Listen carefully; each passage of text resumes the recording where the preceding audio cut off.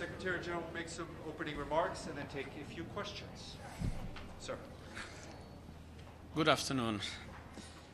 I'm here to make an appeal about the unfolding situation in Syria's Idlib province. So much is at stake. It is absolutely essential to avoid a full-scale battle in Idlib. This would unleash a humanitarian nightmare unlike any seen in the blood-soaked Syrian conflict.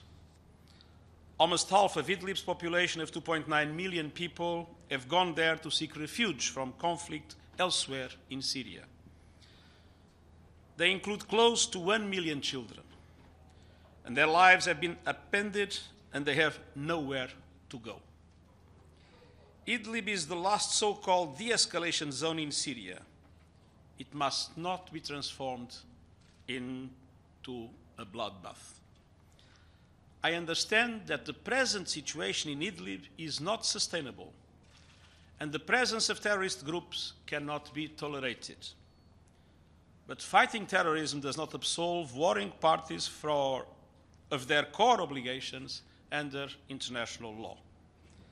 I make a clear appeal to all parties directly and indirectly involved, and in particular the three guarantors of the de-escalation zone, namely Iran, Russia, and Turkey.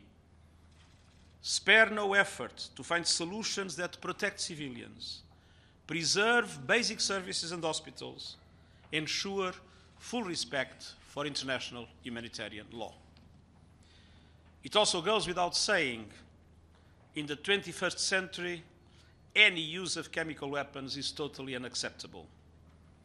Beyond the immediate human toll, such use would lead to a situation spiraling out of control. All these factors underscore the urgent need to make greater progress in the Geneva process, and in particular the creation of a constitutional committee as part of the overall political package. As I always said, there is no military solution to the conflict. The solution must be political. I will continue to repeat these messages to the Security Council and all parties, both privately and publicly, and my special envoy will continue his round-the-clock efforts. We have a collective responsibility to protect people who have already suffered so much. Thank you. James. Secretary General, would an all-out offensive on Idlib, a place which has such a large civilian population, in your view, amount to a war crime? Now, I think what is important at the present moment is not to classify what was not yet happened, is to make sure that it doesn't happen. Which means it is important that those, especially the three guarantors of the Astana process, find a way in which it is possible to isolate terrorist groups, and it is possible to create a situation in which civilians will not be the price paid to solve the problem of Idlib. Mr. Secretary General, during the Security Council, American ambassador said that Astana format is basically dead and doesn't work. Do you think there is still need to continue efforts in Astana format? I think it is absolutely essential that Russia, Iran, and Turkey, not to mention other countries directly or indirectly involved in this situation, to really come together at the present moment more than ever. Because Idlib is such a mess that without a strong commitment of all these parties, we could be moving into a situation that would lead to this kind of massive battle that would have unpredictable consequences. And I think these countries will have the possibility to address Idlib. We recognize Idlib's situation is not sustainable, but to address this problem without a massive bloodbath. Pam.